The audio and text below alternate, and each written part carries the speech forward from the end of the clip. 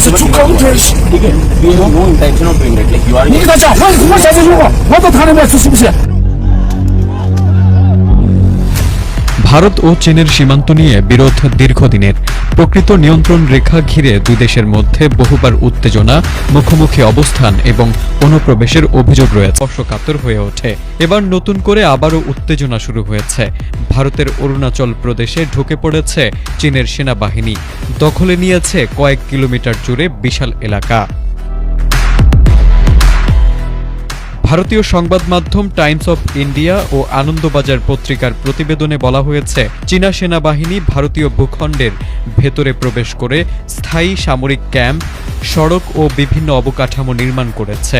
সীমান্তবর্তী একটি আদিবাসী সংগঠনের অভিযোগ, এই দখলদারির কারণে গত ৬ বছর ধরে স্থানীয় বাসিন্দারা নিজেদের চারণভূমি, কৃষি জমি এবং বনজ সম্পদ ব্যবহার করতে পারছেন না। সংগঠনটির পক্ষ থেকে এ বিষয়ে অরুণাচল প্রদেশের আপার সুবনশিরি জেলা প্রশাসনের কাছে একটি স্মারকলিপি জমা দেওয়া হয়েছে। সেখানে দাবি করা হয়েছে, সীমান্ত সংলগ্ন অন্তত ৫টি এলাকায় চীনা সেনাবাহিনী ভারতীয় ভূখণ্ডের ভেতরে স্থায়ী অবস্থান নিয়েছে।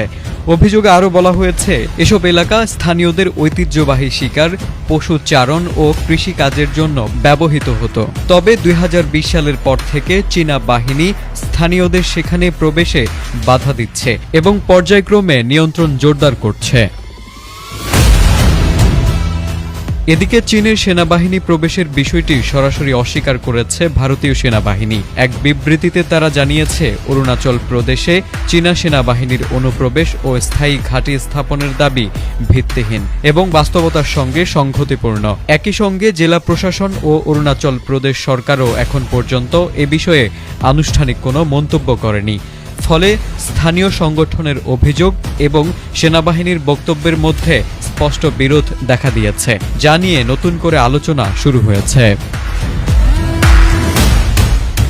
Desk report, ATN Bangla.